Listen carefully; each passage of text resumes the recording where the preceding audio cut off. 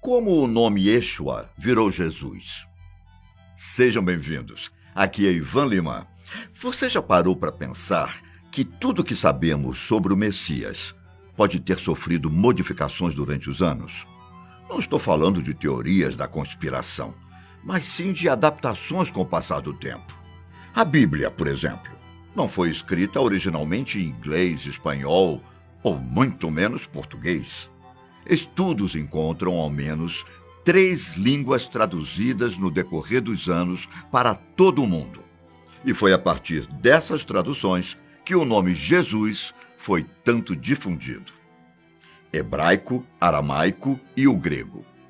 Os estudiosos bíblicos afirmam que boa parte do Antigo Testamento foi escrito em hebraico, que era a língua falada na Palestina, naquela época.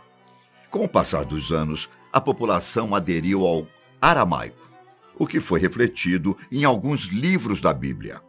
Só que mais para frente, mais especificamente a partir do Novo Testamento, a língua grega começou a ser difundida e aderida na escrita. Não é à toa que todos os livros dessa nova parte da Bíblia foram escritos originalmente em grego. E o nome Jesus reflete todas essas mudanças. Popular há 2000 anos na região da Judéia, a denominação Yeshua possui origem hebraica e, etimologicamente falando, tem o significado de salvação ou simplesmente salvar. Bom, Yeshua em inglês tem uma tradução mais aproximada a Joshua, que em português pode ser transformado em Josué. Não confunda com o tetragrama sagrado, aquele conjunto de 4 letras, YHWH, normalmente pronunciado como Javé ou Yahvé, e é usado para representar o nome de Deus no Antigo Testamento. Nas páginas do livro A Greek English Lexicon, publicado na primeira metade do século XIX, a palavra Yeshua foi traduzida do grego antigo para Jesus.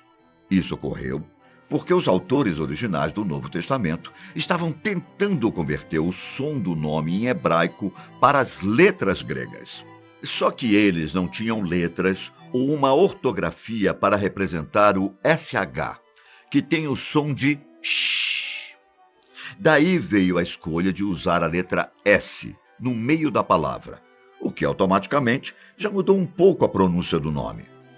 Já a letra S no final da palavra Jesus foi uma forma encontrada de deixar o nome no masculino no idioma grego.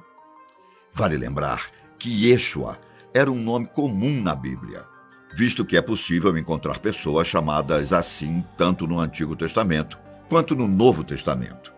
Alguns até mesmo contemporâneos a Jesus. Com o tempo, todos acabaram tornando-se Joshua em inglês. É dito ainda no livro de João, capítulo 19, versículo 20, que Pilatos, governante da Judéia, ordenou que fosse escrito um letreiro para ser posicionado na parte superior da cruz em que Jesus foi crucificado. Nele, a frase Jesus de Nazaré, Rei dos Judeus, estaria escrita em hebraico, latim e grego. E é justamente essa inscrição que faz parte das representações da crucificação como INRI, abreviação para Iesus Nazarenus Rex Iudareorum. E olha, até que demorou um tempo para que a letra J fosse colocada no início da palavra Jesus. E quando eu digo um tempo, quero dizer séculos. A partir de 1500, algumas traduções da Bíblia começaram a contar com Jesus sendo escrito como Jesus. Mas a situação ainda era um pouco confusa, já que o nome Yeshua do Antigo Testamento passou a ser Josué e o Yeshua do Novo Testamento tornou-se Jesus. Essas versões são decorrentes da diferença entre tradução e transliteração. Veja, tradução é o ato de transformar a palavra de um idioma no equivalente dela em outro idioma, como love, em inglês, para amor, em português. Já transliteração é a conversão de letras e sons de um alfabeto para outro. Por exemplo, o idioma grego tem o símbolo Y, que se parece com o nosso Y do nosso alfabeto, só que foneticamente é lida como Y. E quando usado em português, pode ser convertida para o nosso Y, para a letra I e também para a letra U. Outros estudiosos indicam ainda que a origem da grafia Jesus pode ter vindo da Suíça, já que por lá o J é pronunciado de forma parecida com Y americano, ou a sílaba IE, como na palavra Jesus. Quando a rainha Maria I assumiu o trono da Inglaterra, em 1553, estudiosos protestantes do país fugiram. Alguns deles se refugiaram em Genebra, a capital da Suíça. O resultado? Algumas das maiores mentes inglesas produziram o que hoje é considerado como a Bíblia do Estudo de Genebra, uma das traduções mais significativas do livro sagrado. Essa versão suíça ficou tão famosa que chegou a ser citada por Shakespeare e pelo poeta John Milton em suas obras. Transportada para o continente americano a partir de 1600, a Bíblia de Genebra serviu como fonte da maioria das traduções bíblicas. Mas Jesus não é conhecido apenas como Jesus, certo? Mundialmente, o primeiro nome do Messias é sempre acompanhado com Cristo. Você pode me dizer que Cristo significa ungido ou a própria palavra Messias? E você estará correto, sim. Só que as coisas não são tão simples assim. A cultura de dar nome em hebraico não é como a cultura que conhecemos, em que as pessoas de uma mesma família possuem o mesmo sobrenome, e isso é propagado entre gerações. A segunda denominação normalmente demonstra conexões parentais com o pai ou a mãe. Até aí lembra um pouco os nossos costumes.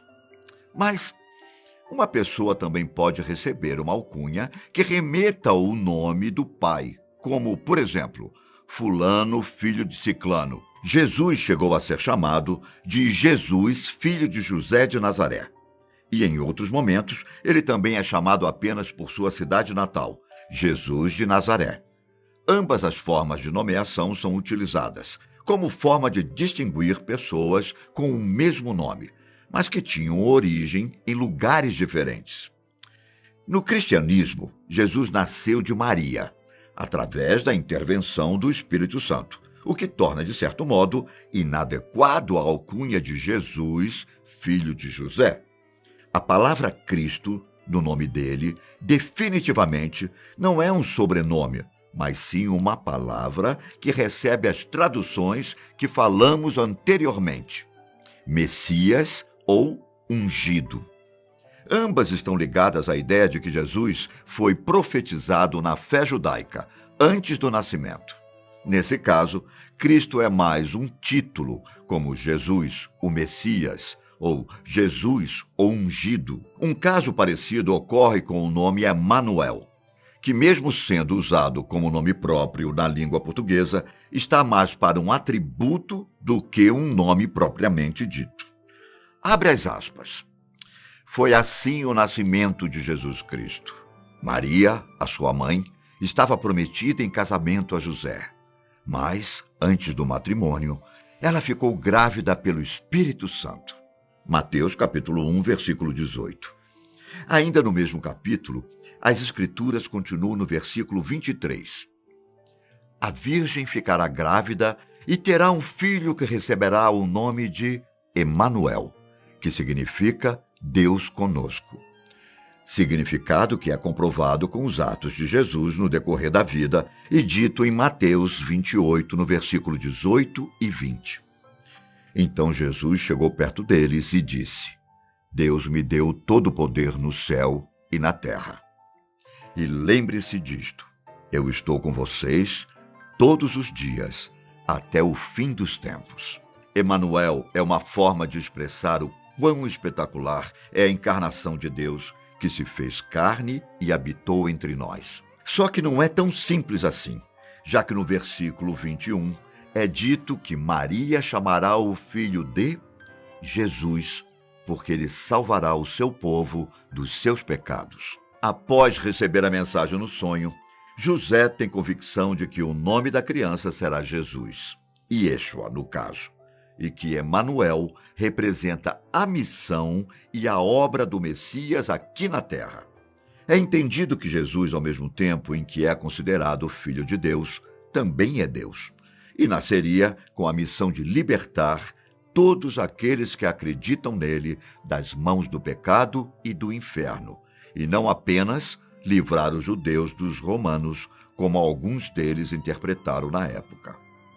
Vale destacar aqui que a ideia do Pai, Filho e Espírito Santo representam a mesma figura divina, Deus, só que desempenham papéis diferentes nas histórias bíblicas.